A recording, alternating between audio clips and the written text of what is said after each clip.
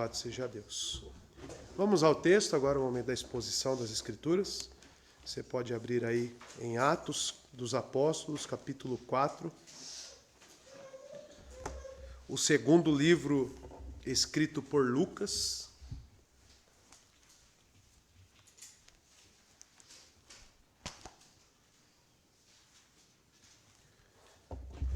Atos 4, hoje pregarei aos irmãos do verso 13 ao verso 17, dando continuidade ao último sermão que foi pregado aqui pelo irmão Gessé, correto? O irmão Gessé pregou até o verso 12, verso 8 a 12. E hoje nós damos continuidade.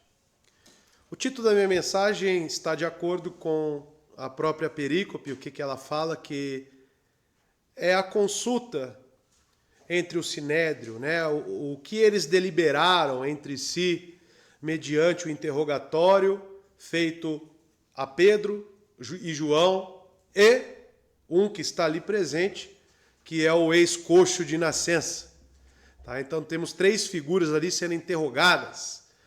E hoje nós veremos qual será a deliberação deste concílio ali, né? Esse sínodo feito por esses líderes judaicos. Então, amados, nós estamos vendo aqui a primeira perseguição dos cristãos. Se eu fosse dar um título para o capítulo 4, eu daria esse título, a primeira perseguição dos cristãos. Tá? Então esta é a terceira sessão que surge a partir da cura do coxo e introduz o confronto da liderança judaica neste capítulo e quais são as suas consequências. Nós que estamos fazendo a leitura anual naquele plano, nós já vimos, né, nesses dias, o primeiro mártir da igreja cristã, que é quem? Estevão. Né? E então, o Atos dos Apóstolos é importante por quê? Porque marca para nós a realidade do que vivemos hoje como igreja. Como que é este reinado de Cristo que não está mais aqui? Está ascendido aos céus. E ele governa a sua igreja através do Santo Espírito que habita em nós. E o que a igreja enfrenta? Como que a igreja toma suas decisões? Como que a igreja age na questão de comunhão, por exemplo? Tudo isso é visto em Atos dos Apóstolos. É um marco. Olhar para Atos é ver o que a igreja precisa para os dias atuais. Porque Cristo permanece ascendido, ele não voltou ainda, ele permanece governando, o evangelho permanece sendo pregado, a perseguição continua contra a igreja, então o livro de Atos é muito contemporâneo, irmãos. Eu diria que é o livro mais contemporâneo que podemos ter nas Escrituras. É o livro de Atos. Tá? Então, olhar para o capítulo 4 é olhar para essa igreja sendo perseguida, o evangelho sendo pregado com ousadia, com coragem. E nós vemos a prisão dos apóstolos, dos versos 1 a 4. Nós vemos o interrogatório de Pedro e João e a resposta deles, dos 5 ao 12, né, conforme foi pregado. E a resolução que veremos hoje. A primeira parte, pelo menos. O diálogo deixa claro não só que as disputas sobre convicções religiosas estão a orientar o que eles deliberam, o sinédrio, mas também que fatores aqui sociológicos como influência política, porque envolve aqui uma questão de poder entre eles. Eles estão vendo a proporção que a igreja está tomando e esses líderes estão enciumados. Assim como ficaram contra Cristo, com a sua popularidade. O poder, o controle dos apóstolos estão assertidos em conta. Então, Pedro, aqui, ele vai ser ressaltado, não só ele, mas João também. Mas por que eu destaco Pedro? Porque Pedro tem uma passagem nos evangelhos muito negra, que é ele justamente negando a Jesus, se acovardando. As pessoas perguntando, não é este seguidor de Jesus? E ele 3 vezes dizendo não. E jurando, inclusive, que não era. Mas agora nós vemos uma mudança em Pedro. Isso que é maravilhoso. Nesse agir glorioso de Cristo em nós. As coisas velhas para trás ficaram, irmãos. E coisas novas se fizeram. E assim é também conosco. Talvez certas imperfeições ficaram no passado na sua vida. E isso foi Cristo quem realizou. Pedro não é diferente. Porque nós veremos agora no texto ele com ousadia juntamente com João, não negando, mas confrontando aqueles homens, falando que eles que crucificaram a Jesus e chamando eles ao arrependimento. Nós vemos então, amados, o discurso ao Sinédrio, Pedro demonstrando que está no pleno comando de interrogado, ele passa a interrogar, ele passa a indagar aqueles homens. E fala sem receio e desafia abertamente os membros da corte a aceitarem Jesus Cristo como Salvador deles. Seu auditório está atônito, ninguém ousa fazer mais perguntas a partir do que veremos aqui agora. Pedro, João, silenciam aqueles homens. E aqui, amados, nós veremos muitas coisas aplicáveis a nós. E veremos justamente no que tange a nossa pregação do Evangelho. Então, assim como pela manhã nós vimos em Abraão uma atitude, uma disposição de um crente para com as coisas do reino, hoje nós veremos como que age também um cristão que é atingido por esta graça. Por que mudou em Pedro a sua atitude? E nós responderemos essas questões. Amém? O verso 13 vai dizer o seguinte, irmãos. Vamos para a primeira leitura, né? Do verso 13 ao verso 17, que diz o seguinte: Ora, eles vendo a ousadia de Pedro e João, e percebendo que eles eram homens iletrados e ignorantes, se maravilharam, e tinham conhecimento de que eles haviam estado com Jesus. Verso 14. E, contemplando o homem que fora curado em pé com eles, nada podiam dizer contra isto. E verso 15, então lhes ordenaram que saíssem do conselho. E eles deliberavam entre si. Verso 16, dizendo: o que faremos a estes homens? Porque certamente um milagre notável feito por eles é manifesto a todos os que habitam em Jerusalém. E não podemos negá-lo. Verso 17. Mas para que não se espalhe ainda mais entre o povo, ameacemo-los, para que de agora em diante eles não falem mais nesse nome a nenhum homem. Vamos orar?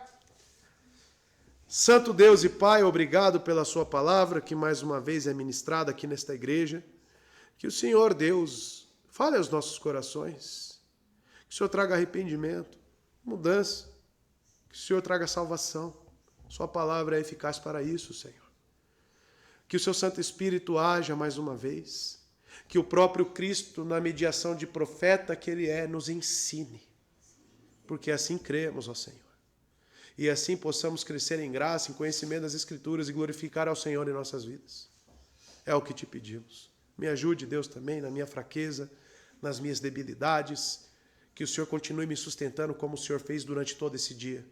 Me perdoando, exercendo misericórdia para comigo como homem pecador e miserável que sou. Mas que assim tudo seja feito para a sua glória e para a sua honra, que nos é devida, ó Deus. Louvado seja o seu nome, assim oramos e agradecemos. No nome santo de Jesus. Amém. Feito já a introdução e a leitura, vamos para o texto, verso 13. Então, eles, vendo a intrepidez de Pedro e João, e tendo percebido que eram homens iletrados e indoutos, se admiravam e reconheciam que haviam estado com Jesus. Utilizando agora a João Ferreira de Almeida, tá? Primeira seção desse verso, Lucas, ele destaca, então eles, vendo a intrepidez de Pedro e João. O que eu gostaria de destacar inicialmente aqui, os irmãos percebem que a forma como Lucas narra parece que ele é uma testemunha ocular. E nós sabemos que Lucas era um historiador e médico também, e que ele fez um grande apanhado através de testemunhas de Cristo, através dos apóstolos, e assim ele escreveu este livro de Atos, e também os evangelhos. E provavelmente ele está aqui consultando um judeu, provavelmente um participante do Sinédrio, que relatou a ele tudo o que aconteceu.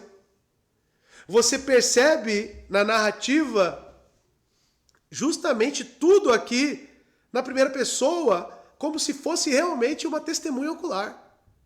E isso que é maravilhoso nesse relato de Lucas, que realmente ele fez um estudo, um apanhado muito apurado, muito próximo do que realmente aconteceu.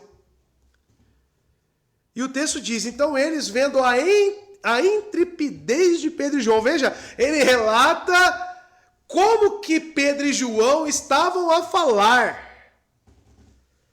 Agora, quando eles viram, intrepidez aqui significa ousadia, coragem, propriedade da fala de Pedro e João. Com que coragem, e intrepidez eles falavam diante deles.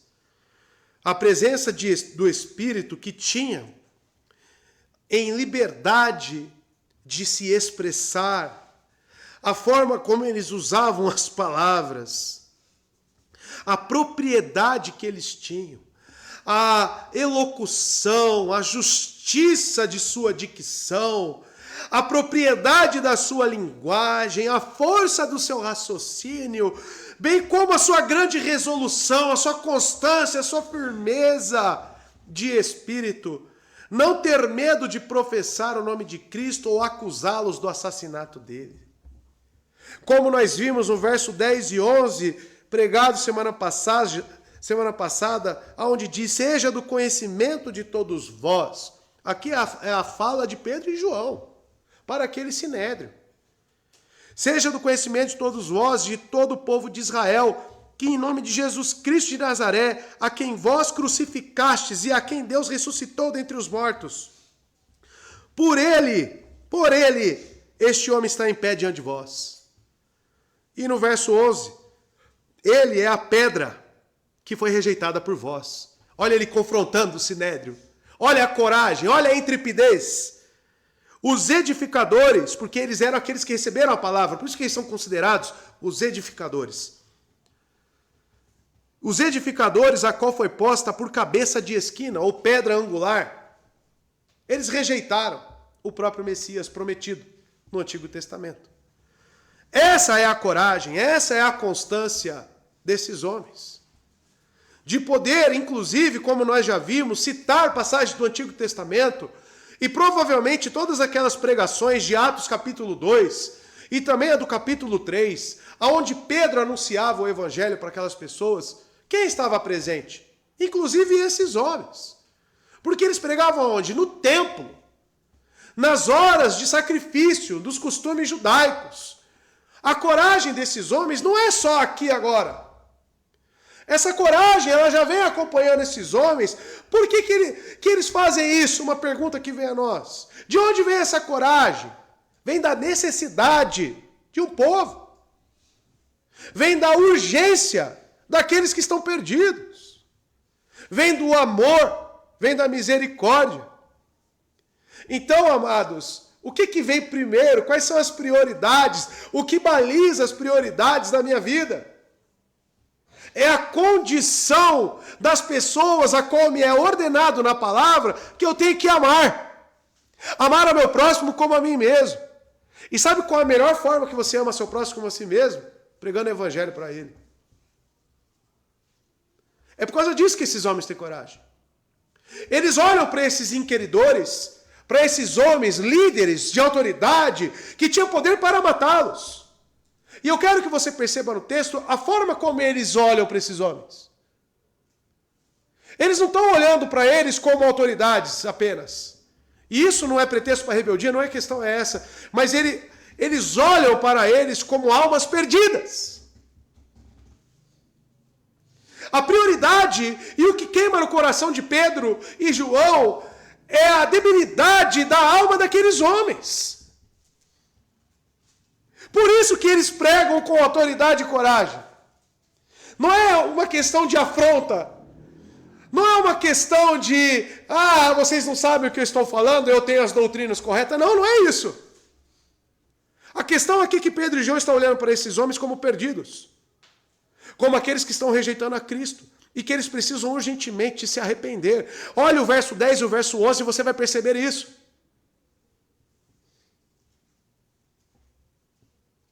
Pedro e João falam com propriedade. E livremente. Sem qualquer reserva. E a primeira coisa que eu trago uma pergunta para nós, mediante um texto. Como é que você tem pregado o Evangelho? Você é aquela pessoa que tem dificuldade de pregar o Evangelho? Você é aquela pessoa que talvez tem medo? Que talvez não passe essa segurança? Porque se assim é, você deve questionar-se o porquê você está assim. Da onde vem esse medo, essa insegurança? Porque assim como nós identificamos da onde vem a intrepidez, a coragem, a ousadia de Pedro e João, que é justamente pela necessidade que eles enxergam daqueles homens, daqueles judeus, da alma perdida daqueles homens, você também tem que sondar a sua debilidade em pregar o Evangelho, o seu medo, a sua covardia. Da onde que ela vem? Por quê? Lembra aquela história? O Evangelho é como um mendigo que achou pão e conta a outros mendigos aonde encontrou o pão. Por que você encontrou o pão e não compartilha para ninguém aonde tem alimento? Por quê? E além disso, outra pergunta em cima desta. Quais são suas motivações para você não compartilhar? E o que eu dou perante a atitude positiva que vemos em Pedro e João é que você não tem observado a necessidade e a urgência que essas almas têm de salvação. Você tem considerado a vida dessas pessoas como algo comum. Como apenas mais um. Talvez você tenha colocado na conta de Deus. Falando, eu creio num Deus de eleição, um Deus soberano. Então, se Ele quiser salvar, Ele salva. E você com essa atitude tem se demonstrado pior do que um pagão. Pior. Porque as Escrituras nos informam como ouvirão se não há quem pregue. Eu falei isso na manhã. Ou seja, Deus salva as pessoas através do anúncio do Evangelho. Ponto final. Ou seja, está envolvido trabalhadores nessa seara. Ou seja, a responsabilidade é minha e sua. Então, da onde vem a minha apatia espiritual de pregar o Evangelho? Da minha falta de misericórdia. Da minha falta de amor. Da minha falta de urgência. Da minha falta de saborear um pouco melhor este pão. Talvez o Evangelho para você se tornou comum. E não pode ser comum. Algo extraordinário, como vimos na EBD, algo extraordinário não pode ser comum. Esses homens agem com ousadia, intrepidez, porque eles enxergam a preciosidade do reino de Deus, do Evangelho. O que Cristo, quantas parábolas Cristo constrói em Mateus? O reino de Deus é semelhante a... Aí ele vem com uma parábola. Ao homem que encontrou um tesouro, vendeu tudo que tinha, comprou aquele terreno, por causa do quê? Do tesouro. O Evangelho, o reino de Deus é algo precioso. Sabe por quê você não prega? Porque você tem medo? Sabe por quê te falta ousadia, te falta propriedade? Porque você não tem dado o devido valor para o Evangelho, meu irmão. Essa é a realidade. Essa é a verdade para todos nós. E é por isso que você não abre mão dos seus luxos, como eu falei pela manhã também. É por isso que você não abre mão das coisas que são favoráveis para você. É por isso. Porque quando colocado o evangelho numa balança perante os seus desejos e aquilo que você quer pesa mais. Sabe por que suas prioridades, a igreja, têm ficado um pouco para trás? Justamente pelo valor que você enxerga no evangelho. E isso é preocupante. Porque talvez você esteja se enganando. Pedro e João, eu quero que você perceba isso, por favor, meu irmão. Olha o que Lucas relata desses dois homens. Olha como que eles estão falando. Pedro e João falam com propriedade, livremente, sem qualquer reserva. Eles respondem prontamente à pergunta. Eu quero que vocês lembrem da pergunta. Porque dentro dessa pergunta eles estão respondendo e ao mesmo tempo pregando o evangelho. Lá no verso 7 está a pergunta. E pondo-os no meio, eles perguntaram: com que poder ou em nome de quem fizeste isto? O quê? A cura do coxo de nascença.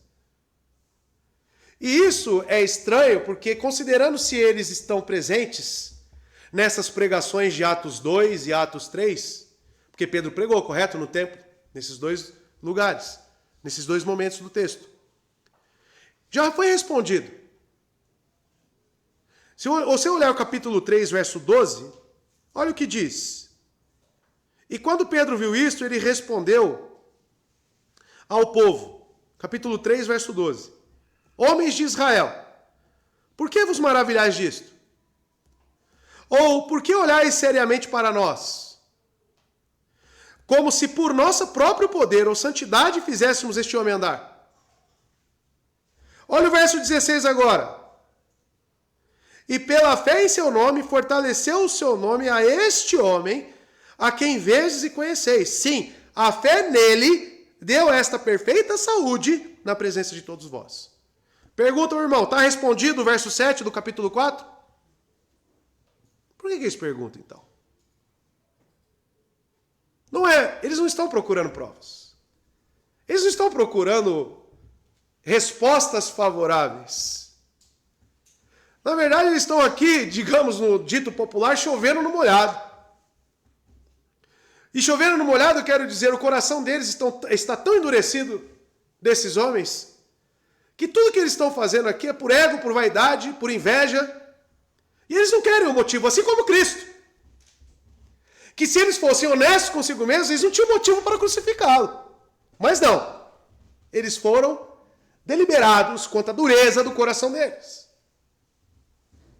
Amados, já foi respondido que foi pelo nome de Jesus de Nazaré que eles fizeram esse milagre. Eles lidaram livremente com o sinédrio judaico e disseram-lhes em muitas palavras que eles eram crucificadores de Cristo e os rejeitadores daquela pedra. Eu já acabei de ler para os irmãos verso 10 e 11, que diz exatamente isso.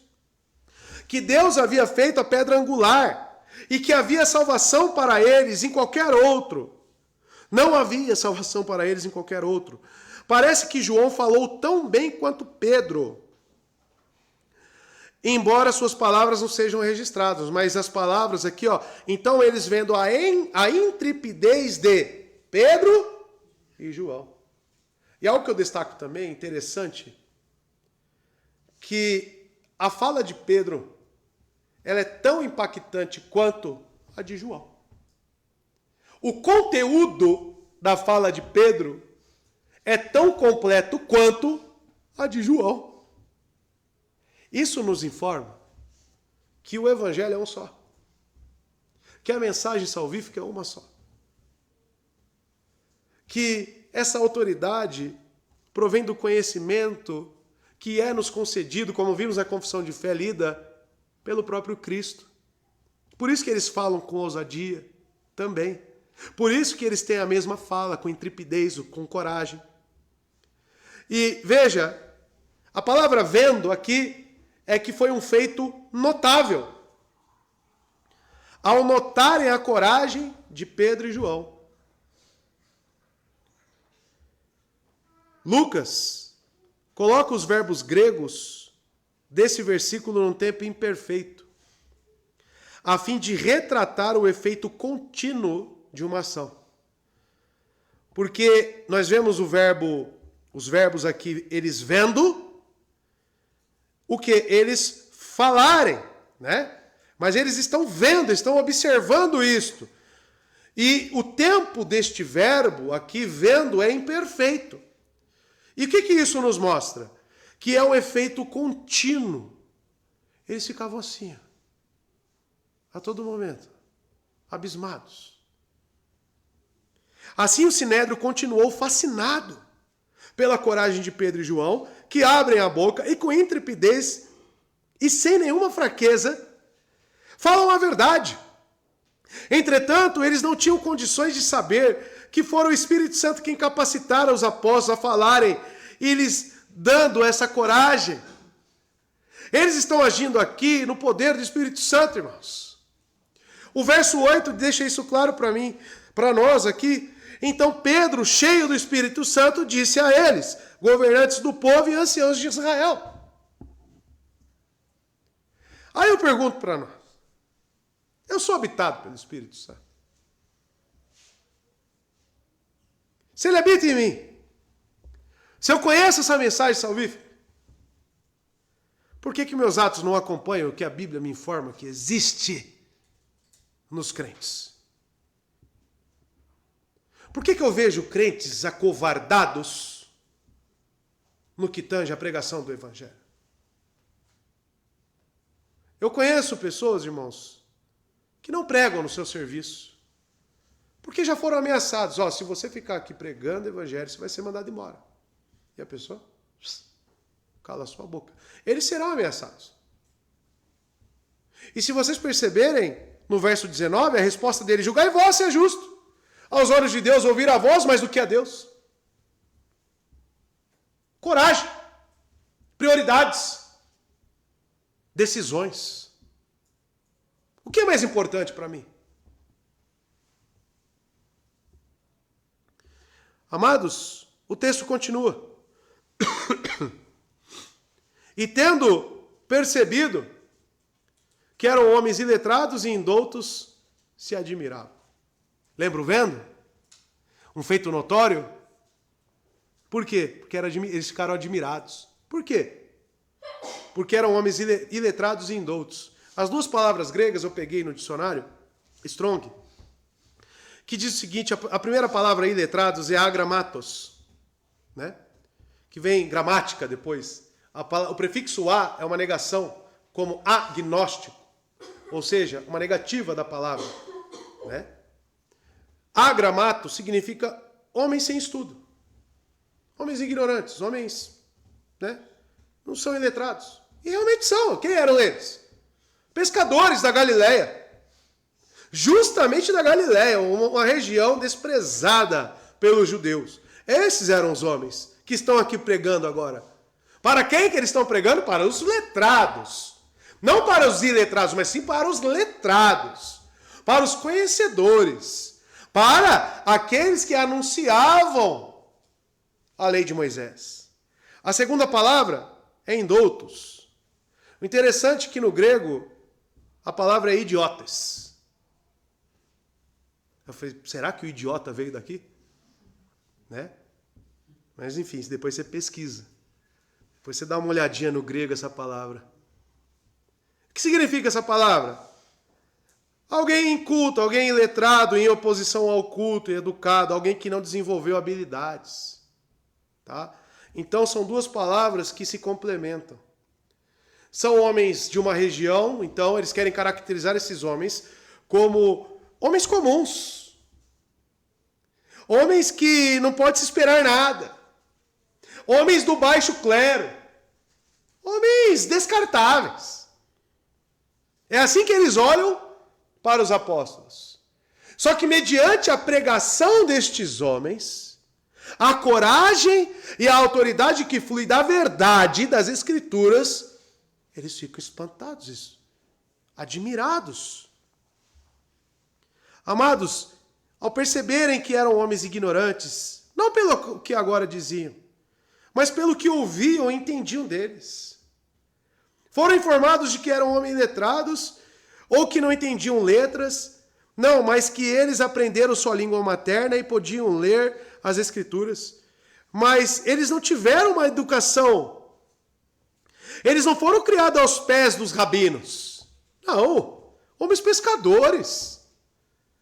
Em nenhuma das escolas e das universidades dos judeus, diferente de Paulo, que veio treinado por Gamaliel, que foi educado, que era uma pessoa estudada. Paulo já vem do alto clero. Esses homens não. Esses homens é como alguém que trabalha no campo. Alguém que não foi nem alfabetizado direito. Alguém que não completou nem o fundamental. Amados, é sobre isso que está falando o texto. E eles não entendiam como que poderiam esses homens comuns, sem instrução, pescadores da Galiléias e pecadores também, dirigir-se com habilidade e eloquência aos membros cultos da Suprema Corte. Esses pescadores citavam e aplicavam porções das Escrituras. Também eram capazes de pregar com eficiência, porém não tinham recebido nenhum treinamento teológico formal, mestres de renome. Esses homens não sabiam nem ao menos o que é homilética. Sabe o que é homilética? Homilética é uma das matérias que dentro do curso de teologia ensinam as técnicas, a ciência da comunicação. Técnicas, por exemplo, de como você chamar a atenção do público. Homilética. Esses homens não têm nada disso. Mas sabe o que eles têm, meus irmãos? Um coração que queima pelas verdades das Escrituras. Um coração que queima pelo Evangelho. Um coração misericordioso, amoroso pelas almas perdidas. É isso que esses homens têm. É isso que eu falo para os irmãos. Não adianta você conhecer doutrina se te faltar o amor. Não adianta você ter uma confissão de fé. Não adianta você estar numa igreja reformada. Não adianta você trazer a sua família para a igreja se a sua vida não queima pelo Evangelho. Não adianta. Paulo diz isso: se me faltar o amor, eu não tenho nada. É esse o diferencial desses homens, porque olhando para a humanidade, para as habilidades desses homens, o que eles têm, irmãos? O que eles voltam a fazer quando Cristo é morto? Voltam para suas escolas? Voltam a pescar. Outra coisa que o texto nos ensina, e que isso eu tive uma experiência que eu tive que instruir uma pessoa quanto a isso. Ao chegar em Minas Gerais, algumas pessoas falaram para mim: pastor, as pessoas aqui mal têm estudo. Como é que elas vão entender essa questão de confissão de fé, essa questão da Bíblia, tem que ler, não sei o quê?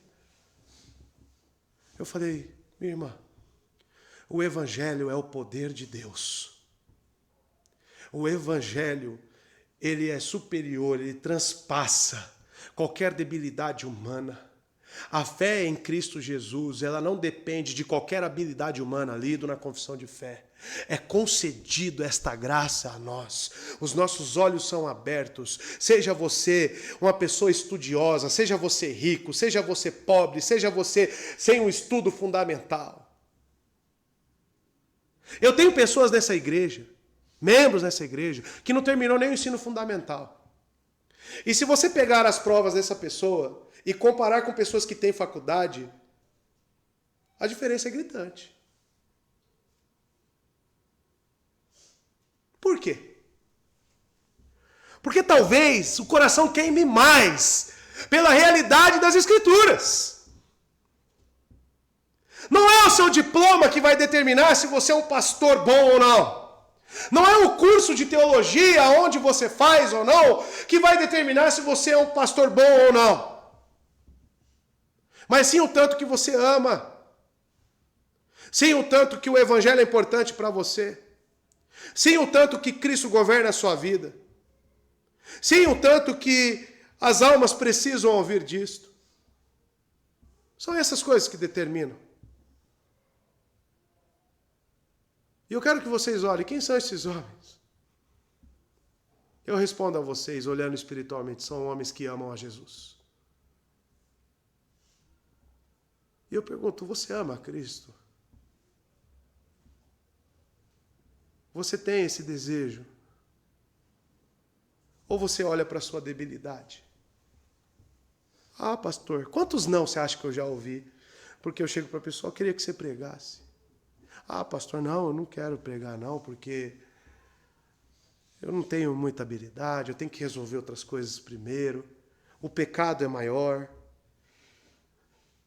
A pessoa está recebendo do próprio Cristo, não por mim, a oportunidade de anunciar a mensagem mais gloriosa que salvou a vida dele. Está encerrando os lábios. Você lembra daquele que enterrou o seu talento? Te faz temer quando você lê aquele texto? E o texto continua. Que eles admiraram esses homens iletrados e indoutos. E talvez essa seja a principal parte do verso.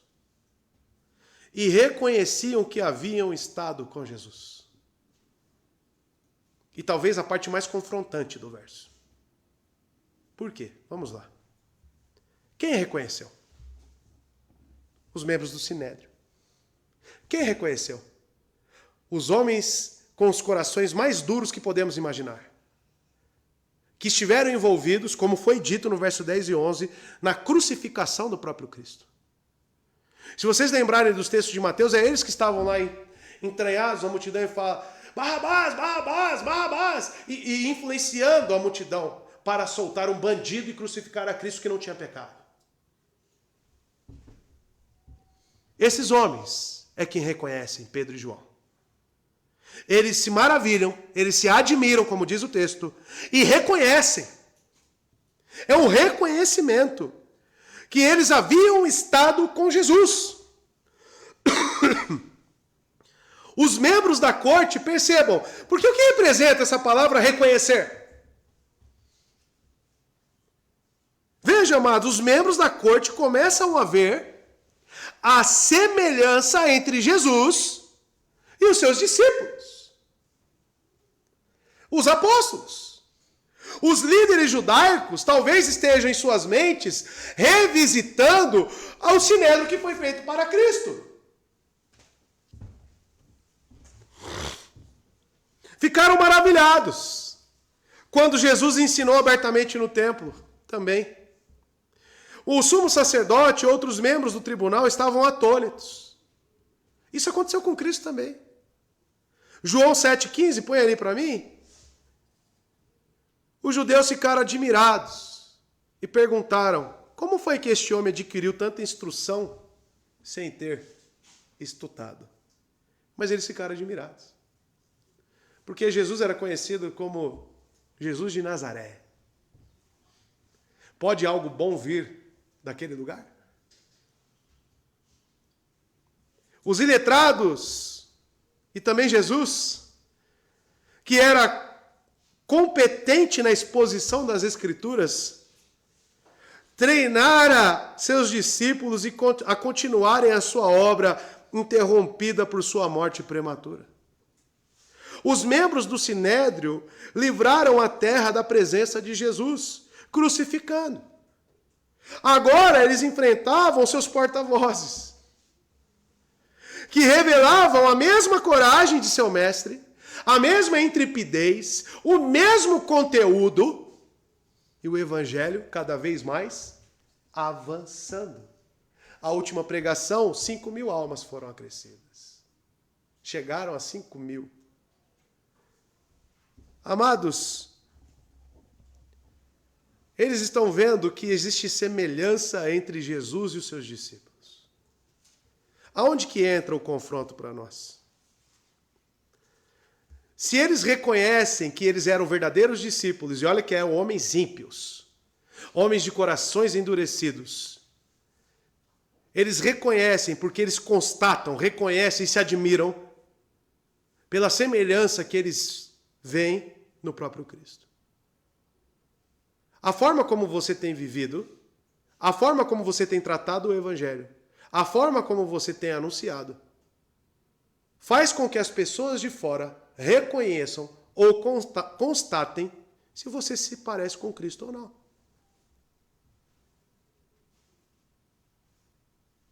E talvez aqui nesse momento traga uma grande tristeza para o coração.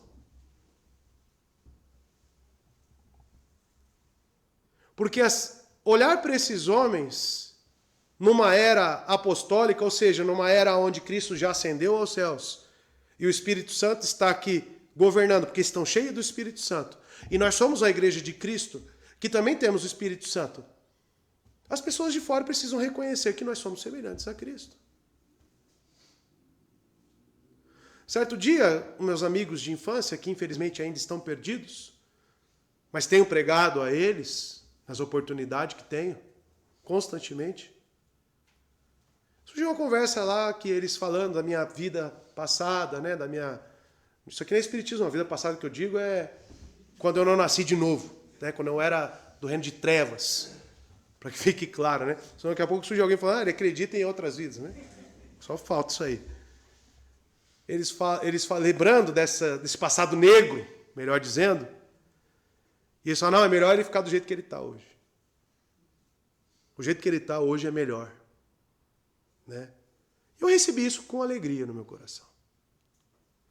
Porque houve um comparativo de quando eu compartilhava com eles de todas aquelas aberrações, e hoje eu não compartilho mais, e eles falarem que hoje está melhor. Ou seja, você ouvir da boca de um ímpio que a vida que você adquiriu com Cristo é melhor do que a sua vida passada, é o melhor elogio que você pode receber. É o melhor. E eu não faço isso para vanglória, porque nada é por mim. Foi Cristo que visitou a minha vida, foi Cristo que estendeu a mão para mim. Mas o que eu quero dizer a você, mediante o texto, é que precisa haver essa mudança e esse reconhecimento das pessoas. Minha própria mãe fala isso para mim. Sou um pecador miserável que tenho vários defeitos, minha esposa sabe disso, eu sou, com todas as letras. Mas uma coisa eu digo, irmãos, quando Cristo me visitou, quando Cristo estendeu a mão para mim, quando eu conheci a mensagem do Evangelho, eu passei a amar essa mensagem. Tanto que eu estava em igrejas que não me forneciam respostas. Estava em igrejas que eu perguntava, mas por que isso na palavra? Mas por que aquilo? Porque eu tinha interesse, algo me atraía nas Escrituras. E as pessoas, não, isso é assim mesmo. Eu não me contentava, não pode ser. E o único meio que me forneceu respostas concretas, fundamentadas, foi o meio reformado.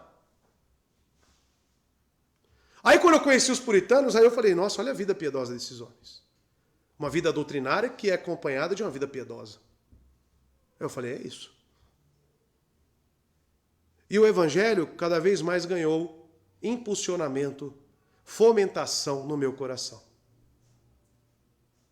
Tanto que já passei por um sinédrio semelhante a esse e falaram, ameaçando eu, ou você larga essa doutrina que você crê, ou você vai embora, vai perder o ministério, vai perder tudo aquilo que você tem. Eu falei, eu vou embora então. Não tem problema. Eu não posso ir contra a minha própria consciência e negar aquilo que Cristo me entregou. Como você agora está ouvindo do Evangelho? Como você agora está vendo o que o Evangelho causa na vida do indivíduo? A sua consciência ela tem que fornecer uma resposta perante aquilo que você está ouvindo. E tem que ser agora. E eu pergunto para você, as pessoas têm reconhecido você semelhante a Cristo, como um discípulo de Cristo? Porque esse reconhecimento deve existir. As consciências perante o Evangelho, irmãos. Aqui podemos ver também uma má consciência da parte desses líderes judaicos. Por ser destituído de direito e razão, eles implodem em tirania aberta. O ódio do qual eles tentaram escapar. Portanto, ele primeiro declara que estavam condenados, que pode parecer que eles guerrearam contra Deus deliberado e voluntariamente como gigantes. Pois eles veem uma obra manifesta sua no homem que foi curado. E ainda se lançam perversamente contra ele, porque um detalhe que nós veremos no próximo verso é que o homem curado está de pé perante eles. que aqueles homens iletrados, pregando com autoridade, como se fossem homens estudados, também é uma outra prova que está favorecendo contra eles. Só que a consciência desses homens está dizendo o quê? Eu constato, eu sei, é verdade, mas eu não quero. É como esses meus amigos falam, ele está melhor assim, deixa ele assim. Ou seja, quando eles comprovam que na vida de um crente realmente houve transformação que Cristo efetuou, e ao mesmo tempo eles permanecem em seus pecados, eles estão deliberadamente rejeitando a Cristo. Com provas e mais provas. Como minha sogra diz, não, depois que o Vitor realmente começou a aprender as verdades das Escrituras, o meu filho mudou para melhor. Porque nesse sinédrio da antiga igreja que eu falei aos irmãos, começaram a falar que os filhos estavam se rebelando contra os pais. Aí minha sogra levantou e falou, não, meu filho mudou para melhor. Opa, então peraí. E as pessoas quando constatam isso, mas permanecem na dureza de seus corações, como infelizmente tem minha mãe, tem meu pai, tem muitos outros, eles estão condenando a si mesmos. Porque Cristo não veio condenar este mundo. Ele veio para salvar. Mas a condenação veio para aqueles que rejeitaram e permaneceram sobre a ira de Deus. O inferno é um lugar para pessoas deliberadas. O que é isso, pastor? O inferno é uma porta bem grande, com vários avisos, não entre, perigo, tome cuidado, mas a pessoa quer abrir aquela porta e quer entrar. Por isso que todo joelho se dobrará, como nós cantamos. Por isso que toda língua confessará que Jesus Cristo é o Senhor. E sabe o que é o pior do inferno? Eu diria que não é nem o sofrimento, mas é o reconhecimento de um Cristo que era verdadeiro, que eu ouvi, que eu recebi provas, mas eu continuei rejeitando durante toda a minha vida. Já pensou você sofrendo pelo seu próprio erro? Sabe aquela consequência amarga que você sofre perante toda a sua vida? Por isso que o tempo de salvação é agora. Por isso que esses homens chamam esses aqui que crucificaram a Cristo e falam, se arrependam. Eles dizem, no verso 12, em nenhum outro há salvação, porque não há nenhum outro nome dado aos homens debaixo do céu, pelo qual devamos ser salvos. O único caminho para a salvação é Jesus Cristo. Se renda a Ele, reconheça agora que Ele é o Senhor sobre a sua vida, viva para Cristo. Este é o caminho para homens caídos e destituídos da glória de Deus. Verso 14. E vendo em pé com eles o homem que fora curado, nada tinham que dizer em contrário. Olha aí, irmãos. Além do próprio testemunho que eles acabaram de informar que eles são semelhantes a Cristo, correto? Que são discípulos genuínos. Eles olham agora para o próprio milagre de Cristo. E o texto diz, nada tinham que dizer em contrário. Quem foi levado em custódia e levado perante o Sinédrio junto com os apóstolos, ou melhor, que veio aqui por vontade própria, para ser testemunha deles. E é um ponto interessante esse que os comentaristas irão dizer que eles levaram, claro, o curado, né, a pessoa que foi curada, mas o foco das investigações é Pedro e João. E muitos irão dizer aqui que a presença desse homem, do coxo, o ex-coxo, é voluntária. Ele quer estar lá com aqueles homens. O homem também que creu, porque a cura foi efetuada pelo nome de Cristo e pela fé em Cristo, como já foi lido no capítulo 3, verso 16, mudou o coração daquele homem. Trouxe a mesma coragem, trouxe a mesma ousadia. Amados, é isso que precisa ser encontrado em nós. Junto com os apóstolos, ou melhor, que veio aqui por vontade própria para ser uma testemunha. Pois ele estava com eles, em companhia deles e perto deles. Quando ele foi curado, ele saiu correndo para contar para sua família, voltou para casa, o que ele fez? Entrou no templo pulando, louvando a Deus e junto dos apóstolos. Ele não se apartou dos apóstolos. Ele entendeu, é isso que eu quero para a minha vida. É esse Cristo que realmente me salva, é esse Cristo ao qual eu tenho todas as bênçãos terrenas e espirituais, é nele, ele é a fonte da minha vida. Isso é salvação, irmãos. Esse homem se encontra em pé. E olhe para o detalhe de Lucas. E vendo em pé. Eu estava falando em casa para o meu filho que como que é um homem coxo? De nascença. E o verso 22 vai dizer que ele tinha quantos anos de idade? Consulta aí para você ver. Mais de 40. Né? Ou seja, como que eram as pernas, os membros inferiores deste homem? Uma pessoa que nunca andou pelo menos há 40 anos. Como é que fica os membros inferiores? Você já viu? Fica fininho, atrofiado. Os tendões e nervos todos enrijecidos. E Lucas diz que esse homem está como? As pernas firmes, de pé, olhando para aqueles homens. Como eu e você podemos ficar de pé?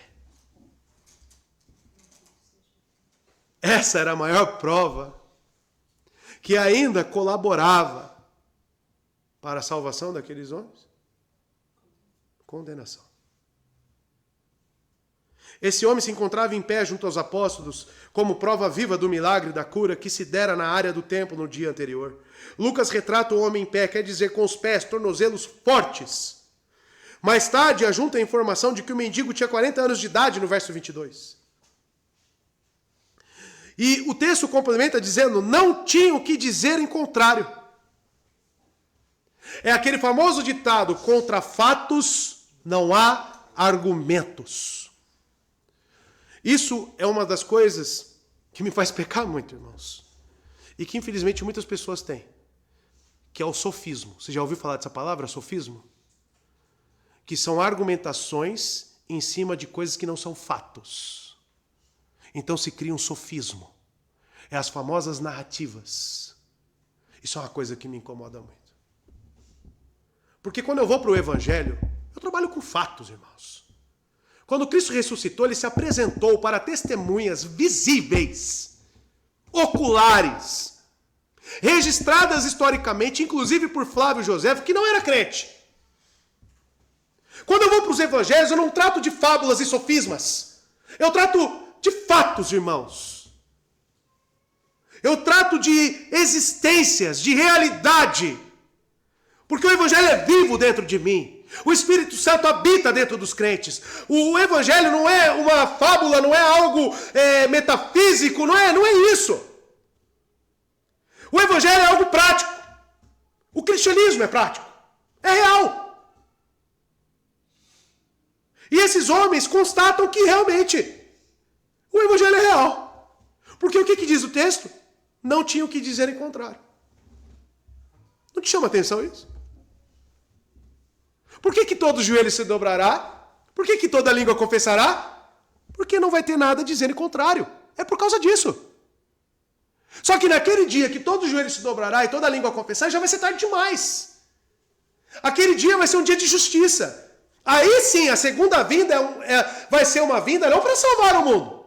A segunda vinda vai ser para condenar. Para condenar. E a pergunta que eu te faço é, as pessoas que estão ao seu redor, as pessoas que têm convívio com você, elas estarão dentre os que serão condenados? E outra pergunta que eu faço é, o quanto que você tem se preocupado com a alma dessas pessoas?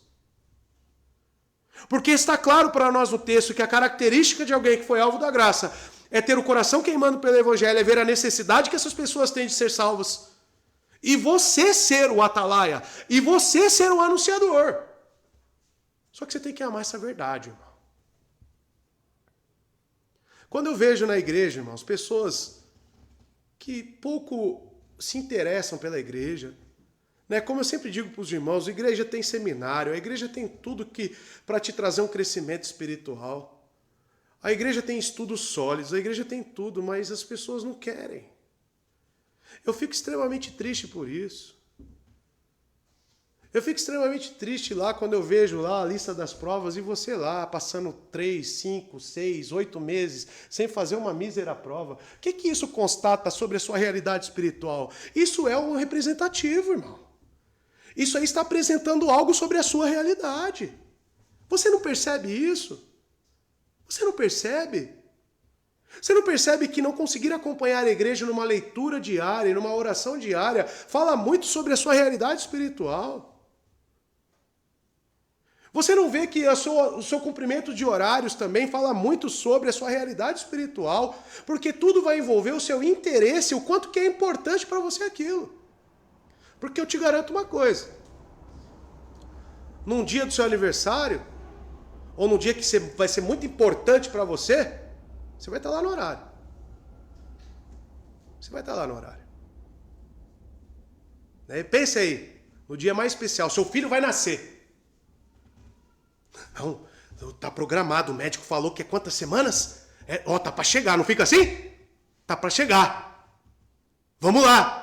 Já vão ficar com o carro com abastecido, com gasolina. Olha só, se prepara, né, Elisiane? Tá grávida. Já tá vendo o dia lá, né? Como que vai ser, né, Elisiane? Qual vai ser o médico que vai estar de plantão, né? Tudo isso já vai criando algo, uma expectativa na mente da pessoa. Engraçado, né? Quanto ao evangelho, não é assim, né? Não estou dizendo que é o caso da irmã, não é isso. Engraçado. Que para as coisas do Senhor, tudo passa a ser comum. Isso revela para nós a realidade espiritual nossa. Então eu cobro você chegar no horário, fazer suas provas. Não é porque eu sou chato. É porque eu estou vendo que você está debilitado espiritualmente. E talvez muito debilitado. Só que você não enxerga às vezes. Não enxerga. E pensa que está tudo bem. Não, eu creio em Jesus, está tudo certo. Será, meu irmão? Está tudo certo mesmo? Será que não vale você fazer um autoexame um pouco mais elaborado, mediante os fatos que está sendo apresentado? Porque o que esses homens aqui com coração duro, eles estão reconhecendo os fatos. Agora você com coração regenerado, você não consegue reconhecer os fatos? Quais são os fatos que acompanham a sua vida? Cumpre-se as palavras de Cristo nesses homens. Os membros do Sinédrio estavam diante de um dilema, pois não tinham como fugir do presente caso. Aperceberam-se de que Pedro havia transformado o julgamento numa inquisição acerca do paralítico restabelecido. Ou seja, Pedro transformou aquele julgamento em... Qual é a preocupação de vocês? Que esse homem foi curado? E aproveitando disso, falou, arrependam-se, porque vocês crucificaram o Filho de Deus. E só existe salvação nele. Lucas 21, verso 12 e 15, explica o que está acontecendo nessa ousadia dos discípulos. Cristo já havia anunciado isso para eles. Dos versos 12 a 15, olha só o que diz. Mas antes de tudo isso, prenderão e perseguirão, veja, tudo no futuro, vocês. Então eles os entregarão às sinagogas e prisões, e vocês serão levados à presença de reis e governadores. Tudo por causa do meu nome. Foi em nome de quem que esse homem foi curado? De Cristo. Eles estão sendo questionados no verso 7, justamente, eu vou reler para vocês, e pondo-os no meio, eles perguntaram com que poder e em nome de quem fizestes isso? Cumprimento do que Cristo falou. Verso 13. Será para vocês uma oportunidade de dar testemunho. Por isso que eles foram reconhecidos como discípulos. Talvez você esteja perdendo as oportunidades que Deus está te dando. Verso 14. Mas convençam-se de uma vez de que não devem preocupar-se com o que dirão para se defender. Pois eu lhes darei palavras e sabedoria a que nenhum dos seus adversários será capaz de resistir ou contradizer. O que diz o texto? Não tinham que dizer em contrário. justamente o que Cristo disse que aconteceria. Verso 15, todavia, mandando-os sair do sinédrio, conferenciaram entre si. Então veja, o sinédrio manda os apóstolos Pedro e João e também o ex-coxo de nascença saírem do conselho. Sai da nossa frente. Não temos nada para dizer contra vocês, mas saiam daqui da nossa frente. Tirania pura. Ou o lugar onde o conselho, ou onde eles estavam reunidos. O tribunal está agora desorientado. E necessita de tempo para pensar. Agora eles se reúnem, né, a palavra que conferenciaram entre si. Eles constatam mais uma vez, e aí, não temos nada contra esses homens, mas a gente precisa dar um veredito. E aí, o que a gente vai fazer? Mais uma vez, trazendo condenação sobre si mesmos. Amados, o oficial presente do sinédrio ordena que os apóstolos e o mendigo se retirem dessa sala. Eles não podem determinar quanto tempo durou esse recesso, não dá para saber. Mas pelo verbo consultar aqui, ou conferenciar, deduzimos que muitas palavras foram ditas de portas fechadas.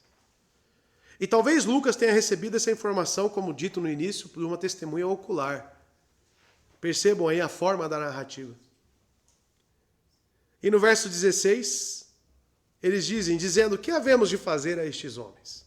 Essa é a conferência particular deles, é a reuniãozinha deles, de portas fechadas. O que havemos de fazer a estes homens? Porque a todos os que habitam em Jerusalém é manifesto que por eles foi feito um sinal notório. E não podemos negar. A primeira coisa, né? O que havemos de fazer a estes homens?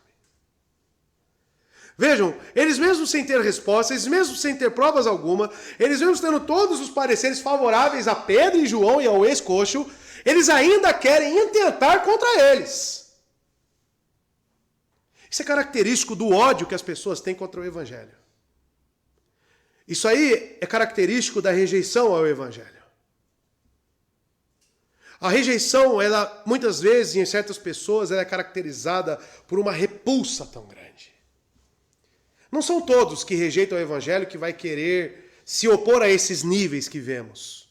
Porque a rejeição, ela se caracteriza de diversas formas. Não é todo mundo que quer pegar uma arma e matar um cristão. Mas isso não significa que ele não esteja rejeitando o Evangelho. Mas alguns querem chegar a esses níveis. Como nós vimos, estamos vendo, eu estou acompanhando as notícias, na França, na Europa, na Inglaterra, muitos países que foram pela imigração receberam, né, nada contra os iranianos, né, os libaneses, mas a cultura desses homens é ter muitos filhos. Eles têm 5, 10 filhos. Encontra a cultura que se foi criada globalista na Europa é o que? Não, um filho. Né? É homem com homem, é mulher com mulher. E eles estão ganhando proporção dentro desses países. E eu vi nessa semana uma briga entre uma britânica, uma pessoa de natalidade inglesa, eles brigando. E eles falando, nós vamos acabar com o cristianismo de vocês. Porque nós somos maioria. Né? Nós vamos dominar, nós já estamos dominando, nós já estamos aqui infiltrados. Pensem, dá uma pesquisada em como é que está a Europa. Olha lá a França, o que está acontecendo na França. E o brasileiro hoje está na mesma cultura. Não tem que ter muito filho não. Né? Não, é muito difícil criar filhos. É assim, o cristianismo os crentes vão diminuindo, né? Os opositores, que têm essa coragem desses homens de fazer algo contra nós, eles vão só ganhando campo. Pensem nisso. A pergunta é, o que devemos fazer a estes homens? Revela a perplexidade e a inabilidade de agir. Estão perdidos também. Debatem se devem soltar os apóstolos ou fazer algo contra eles. Para os membros da corte, a libertação dos apóstolos é uma questão de perda de prestígio. E quando perguntam o que devem fazer, tornam sua obstinada maldade conhecida a todos os homens. Pois eles teriam se submetido a Deus a menos que a fúria diabólica que eles estavam desse algum outro propósito. Este é o espírito de vertigem, loucura, com o qual o próprio Deus embriaga seus inimigos. O que está acontecendo aqui? É Deus entregando esses homens aos seus próprios caminhos.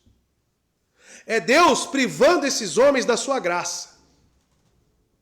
Por isso que nem todos querem matar os cristãos. Porque Deus, na sua imensa misericórdia, Ele equilibra a humanidade com graça ou não graça. Por isso que tem uns que estupram, outros assassinam, porque são homens entregues aos seus próprios desejos. E isso é terrível.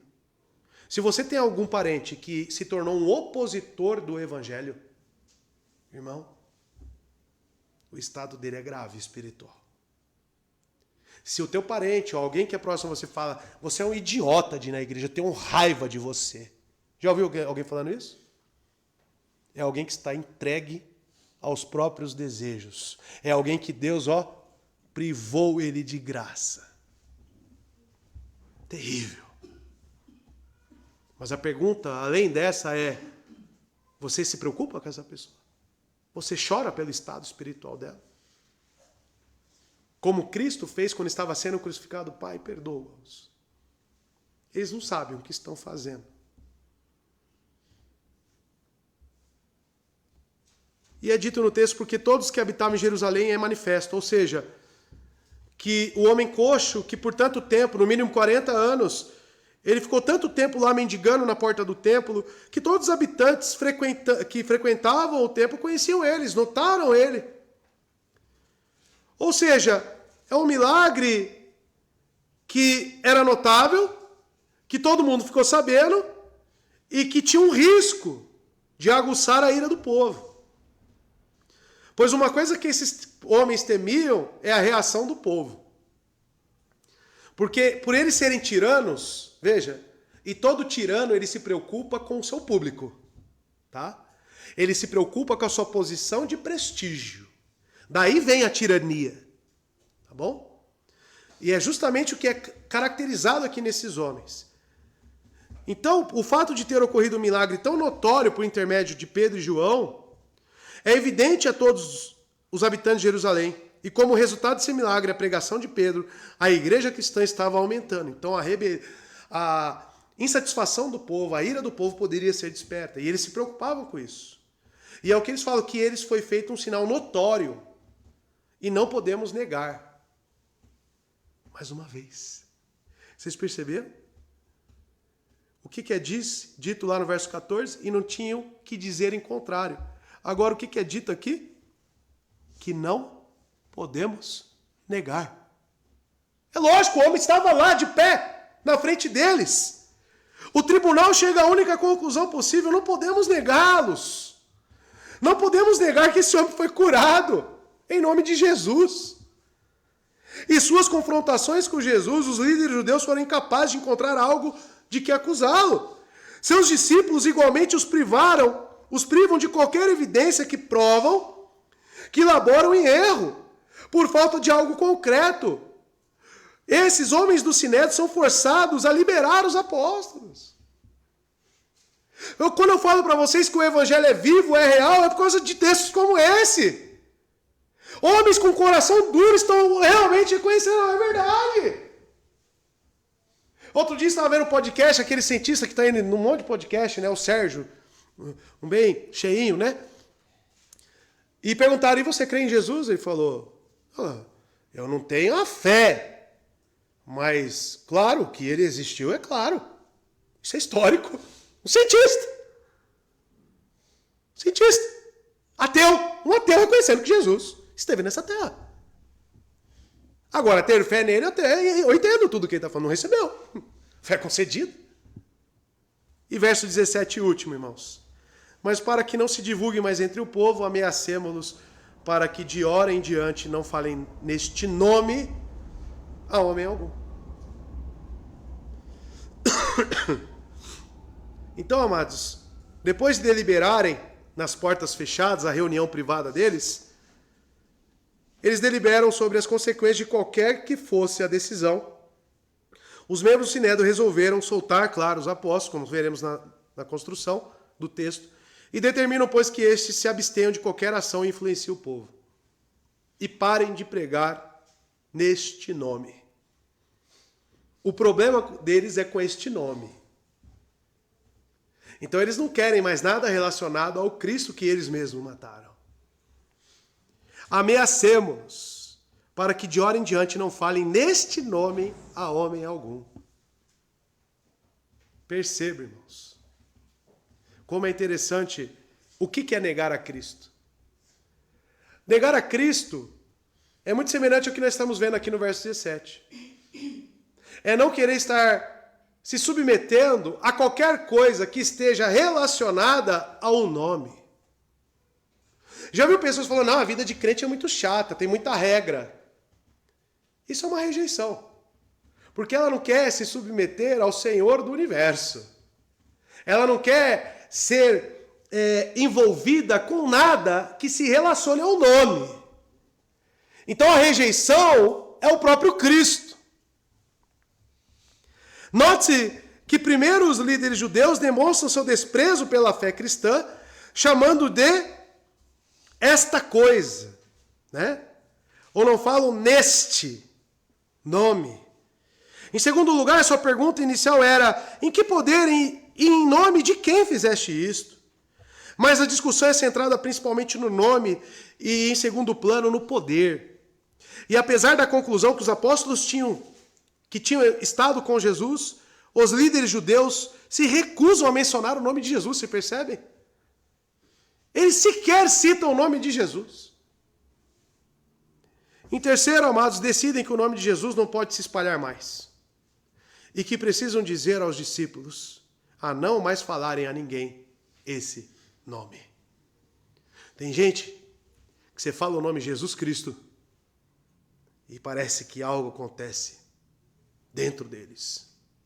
Eu vejo isso lá no futebol, que eu participo toda segunda-feira, que eu reúno as pessoas e falo do Evangelho, faço uma oração por eles. E aí eu fico olhando a reação de muitos. Alguns ficam conversando, outros ficam de cabeça baixa, pensativos, e outros ficam assim, com cara de nojo. É incrível. Como que esse nome, ele tem diversas reações das pessoas. Mas sabe o que é mais maravilhoso no nome de Jesus? Que verificando essas respostas, porque são respostas, o nome de Jesus sempre nos coloca contra a parede e nos exige uma resposta. Sempre. Por isso que o Evangelho, amados, é uma faca, uma espada de dois gumes, que penetra no mais íntimo do nosso ser, que sonda as nossas intenções, revela os nossos pensamentos. Por isso que a palavra de Deus ela é viva, é eficaz, e por isso que ele é o Logos, porque ele é a própria vida. O nome de Jesus é poderoso, irmãos. O nome de Cristo revela quem nós somos. Revela. Revela. E ao ameaçá-los, né? Porque tem isso no texto, eles severamente, né, ameaçam eles com prisão, com flagelação de 40 açoites, porque essa ameaça envolve alguém. Se vocês pregarem, algo vai acontecer, claro. E na época o que acontecia? Era prisão, os 40 açoites com aquele chicote lá que Cristo recebeu, que tá com pelotas de ferro e pedaços de osso, tá bom? Que Paulo recebeu nas suas costas, que é as marcas que ele traz no seu corpo por causa do Evangelho. Às vezes eu me pergunto, se pegasse essa cristandade atual e colocasse naquela época, quantos permaneciam sendo crente, hein? Olha, é muito desanimador o que eu acho. Muito. Ameaçaram eles. E eles proíbem. Amados, existe aqui essa palavra ainda mais no texto, porque não falem ainda mais, algumas versões vão trazer isso, né, no verso 17, a minha na King James coloca, mas para que não se espalhe ainda mais, né, é encontrado no original. E o que significa isso no verso 17? Se tem aí na sua Bíblia, circula. Pode ser compreendida no sentido de intensidade, de extensão. A preocupação desses homens, então, é desse ainda mais se espalhe. O crescimento e o desenvolvimento da igreja de Jerusalém tornam preferível a interpretação do termo no sentido de intensidade.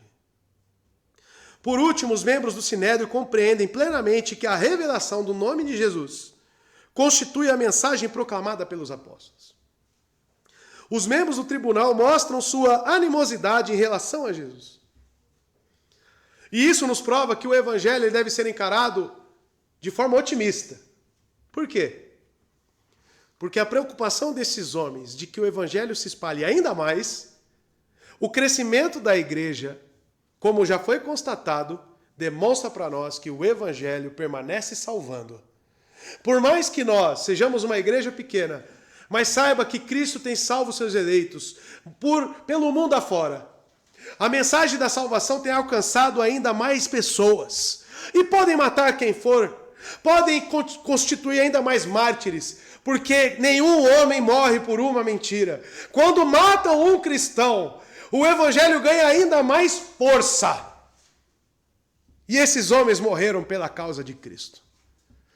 E a pergunta que eu te faço para encerrar é: você está disposto a viver para a glória do Senhor Jesus?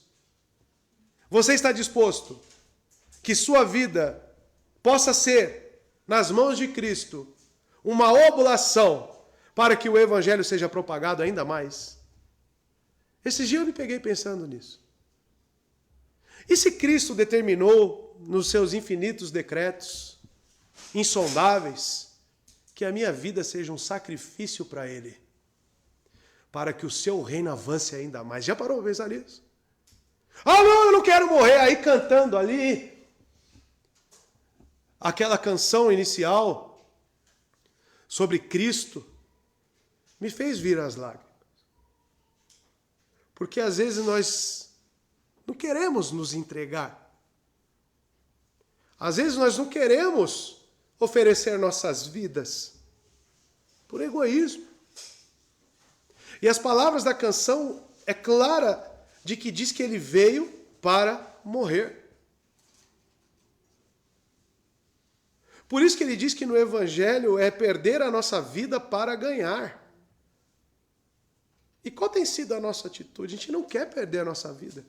A gente fica doente, a gente já começa a murmurar, a gente já começa a reclamar e querer achar culpados. Quão egoístas nós somos. Eu falo por mim, meus irmãos. Nós precisamos começar a pensar um pouco mais na atitude de Cristo e vivermos em conformidade a ela. A começar se arrependendo pelos nossos pecados e crendo em Cristo Jesus. E que as nossas vidas estejam no controle absoluto dele.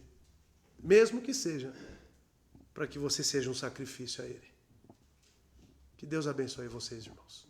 Amém? Vamos orar?